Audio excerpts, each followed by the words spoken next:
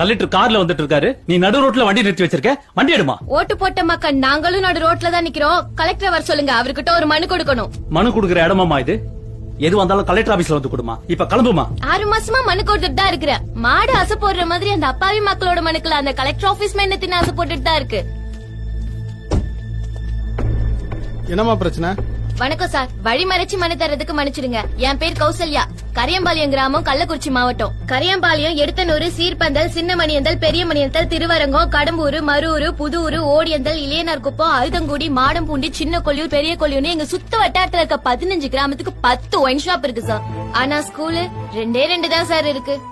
எல்லாரும் குடிச்சு குடிச்சு அழிஞ்சு போறாங்க சார். 10ஆம் கிளாஸ் படிக்கிற பசங்க எல்லாம் கூட குடிச்சிட்டு அப்பா நெஞ்சில எட்டி ஒதைக்கிறாங்க சார். நான் சின்ன வயசா இருக்கும் போது ஊருக்கு 4 பேர் தான் சார் குடிப்பாங்க, அதுவும் யாருக்கும் தெரியாம. ஆனா இப்ப குடிக்காதவங்கள பார்க்கதே அதிசயமா இருக்கு சார். யார் முகத்திலயும் சந்தோஷங்கிறதே இல்ல சார். குடிச்சு குடிச்சு குரங்கு மாதிரியும் தேவாங்க மாதிரியும் தான் சார் இருக்காங்க. முக்காவாசி வீட்டுல பொம்பளைங்க உழைச்சுதான் சார் புள்ள குட்டிய படிக்க வைக்கிறாங்க, சோறு போடுறாங்க. பொம்பளைங்க தாலி அறுத்து அரசாங்கம் லாபம் பாக்கலாமா சார்? குடிச்சு அழிறது பத்தாதுன்னு குளம், குட்டை, ஏரி, கொல்லை, வயல்ட்டு எங்க கால வச்சாலும் குவார்டர் பாட்டில், பீரு பாட்டில். ஒயின் ஷாப்பை திறந்து எல்லாரையும் குடிக்க வச்சு மக்களை மட்டுமா சாவடிக்கிறீங்க? இந்த மண்ணையும் சாவடிக்கிறீங்களே சார், இது நியாயமா?